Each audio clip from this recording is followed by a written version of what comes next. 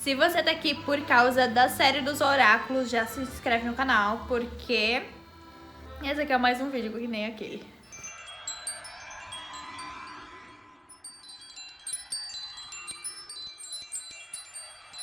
Bom, depois dos vídeos falando sobre tarô, baralho cigano, Etela, falando sobre Lenormand, vamos falar aqui sobre a diferença entre o baralho cigano e o tarô. Muitas pessoas têm essa dúvida ainda de qual é o melhor, o qual eu devo escolher. E eu vou falar aqui algumas diferenças que, se você já assistiu os vídeos, se você não assistiu, vai assistir, porque se você já assistiu, você já sabe muito do que eu já vou falar, tá bom? Mas vamos pro vídeo. A primeira diferença é o número de cartas. No tarô temos 78 cartas divididas entre arcanos maiores e menores.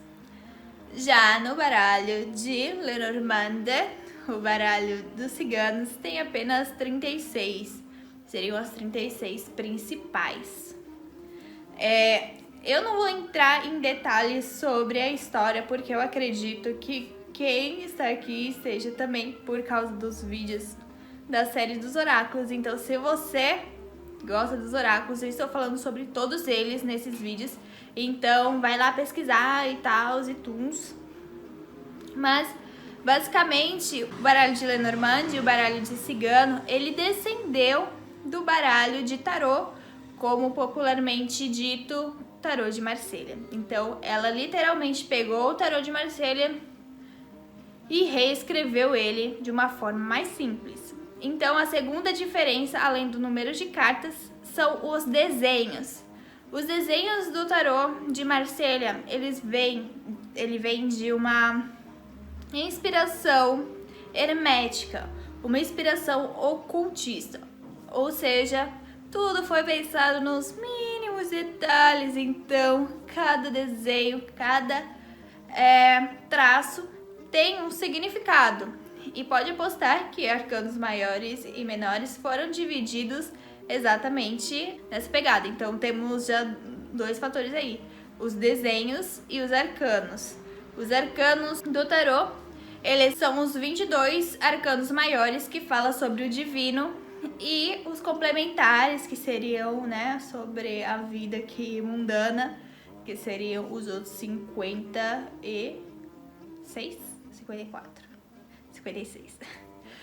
E já no baralho de cigano não tem isso, eles são iguais.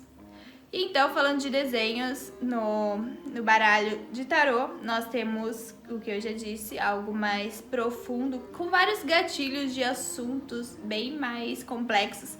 Tanto que vários tarôs que se descenderam dele têm buscas mais aprofundadas. Ao contrário do baralho de Lenormand, que ele veio de um tarô, porém ele veio para fazer a vida mais simples, né? A Lenormand, ela pegou algumas inspirações do tarô e transformou aquilo mais cotidiano. Então, as imagens que estão ali, elas são praticamente explícitas, né? Você tá falando do sol é dia, a morte é realmente morte, não tem nenhum significado oculto por trás daquelas imagens. Elas são literais para quem frequenta o meio cigano. Então, estudar abre as portas dos maiores jogos de adivinhação. Então, tudo que a gente está falando sobre as diferenças leva a pensar que o tarô é muito mais complexo do que o baralho cigano. E também tem a ver com as origens. A origem ocultista são as origens dos altos patamares das religiões de antigamente. Todas as descobertas científicas eram de poder religioso, então todos os conhecimentos estão dentro daquelas cartas. Eu não sei ao certo o quão leiga era a Lenormand sobre o ocultismo. Então, leva-se a pensar que o baralho cigano é uma forma mais literal. Então, é uma forma de pensar mais real, mais mundana. Então, ele é mais fácil para se interpretar pessoas que não estudam tanto o oculto quanto alguém que joga tarô e procura fins ocultos. Então, provavelmente o baralho cigano ele seja mais fácil para interpretação para as pessoas que estão começando. Mas isso daí é só a minha opinião, tá? E por mais que temos esse jogo de tarô sendo iniciado lá pelo século XIV e século XV, nós sabemos, pelo vídeo de Etela, que o baralho tarô no jogo, as posições de adivinhação de fins ocultos, ele só foi lá pelo século XVII, né? Ele foi colocado lá... Que tapa! Ele foi colocado lá como um jogo de misticismo lá pelo século XVII, por mais que ele seja bem mais velho do que isso, né? E já o tarô, como ele descende, ele veio um pouquinho depois, já faz quase 300 anos que ele tá aí, porém ele é considerado novo. E uma curiosidade só meio sexista, naquela época também, lembra que os tarólogos que mexiam com tarô eram só homens? Pois é, já ao contrário que as mulheres que tinham o dom no meio dos ciganos.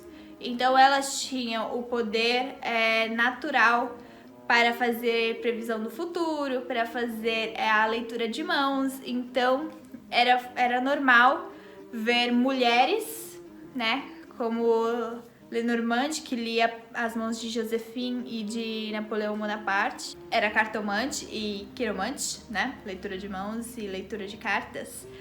Do outro lado, os leitores de tarô eram, por sua majoritariedade, homens, né? Porque também naquela época, mulheres livres eram vistas de maus olhos. Complicado, né?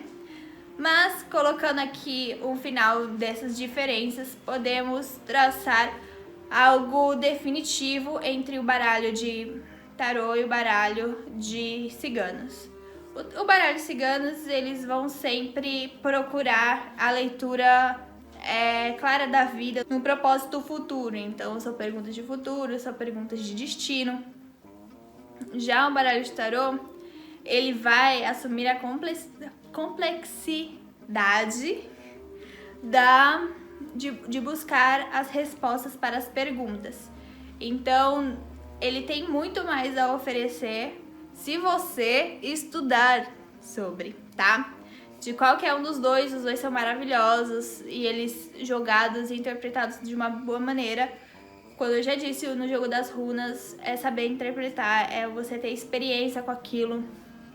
Não adianta querer pagar de ocultista e não ler as histórias, não ler as referências, que você vai olhar para aquela carta e você vai falar assim, putz, né? Então, estudar é a base do conhecimento. Então, aquelas cartas você vai conseguir enxergar um significado maior, um significado mais abrangente e inesperado, porque o simples pode ser muito profundo. Então, lembra quando a gente estava falando sobre o Caibalion?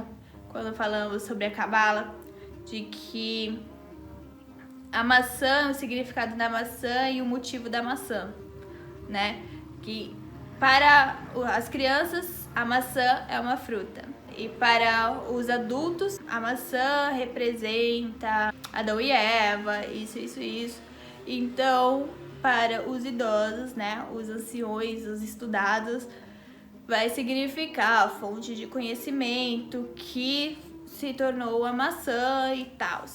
Enfim, não quero me enrolar falando sobre isso, mas eu acho que já ficou claro aonde eu quero chegar quando eu falo sobre o sentido figurado e o sentido literal. Que a maçã sempre vai ser uma maçã nos olhos de quem vê, porém, por trás não existe só o significado oculto, e sim o significado que vai te levar para a forma literal. Se você entendeu o que eu disse, você tem que deixar aqui nos comentários. E se você chegou até aqui e tá acompanhando o raciocínio, já coloca aí maçã. Eu quero que vocês escrevam maçã nos comentários.